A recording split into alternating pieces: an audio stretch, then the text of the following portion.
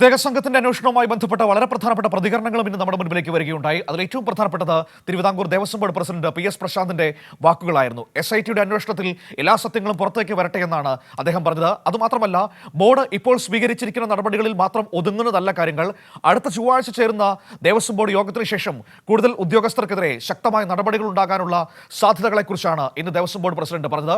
മറ്റൊരു പ്രധാനപ്പെട്ട വിഷയം, ഹൈക്കോടതി നിയോഗിച്ച ജസ്റ്റിസ് KT ശങ്കരൻ അദ്ദേഹം സ്ട്രോങ് റൂം തുറന്നുള്ള പരിശോധനയ്ക്ക് സന്നിധാനത്തേക്ക് എത്തിയിരിക്കുന്നു എന്നതാണ് ഈ കേസിലെ ഇന്നത്തെ മറ്റൊരു പ്രധാനപ്പെട്ട ഡെവലപ്മെന്റ് ആയിട്ട് നമ്മുടെ മുൻപിൽ ഉള്ളത്.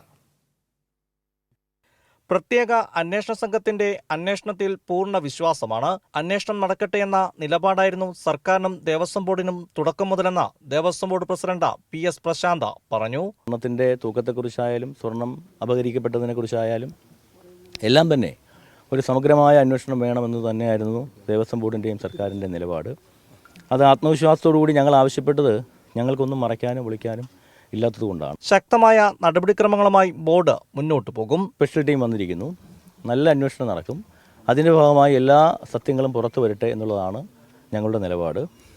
ഒരാളെയും ഇതുമായി ബന്ധപ്പെട്ട് ഈ അന്വേഷണ സമിതി കണ്ടെത്തുന്ന ഒരാളെയും സംരക്ഷിക്കുവാനോ അല്ലെങ്കിൽ വെള്ളപൂശാനോ ദേവസ്വം ബോർഡില്ല.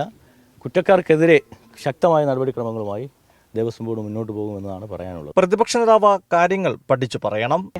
കാര്യങ്ങൾ പഠിച്ചു പറയുമ്പോൾ കുറച്ചുകൂടി അവധാനതയോടുകൂടി പറയണമെന്നാണ്.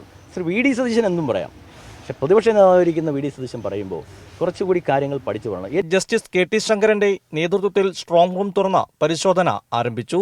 തിരുവാഭരണ കമ്മീഷണർ ഉൾപ്പെടെയുള്ള ഉദ്യോഗസ്ഥർ ഒപ്പമുണ്ട്.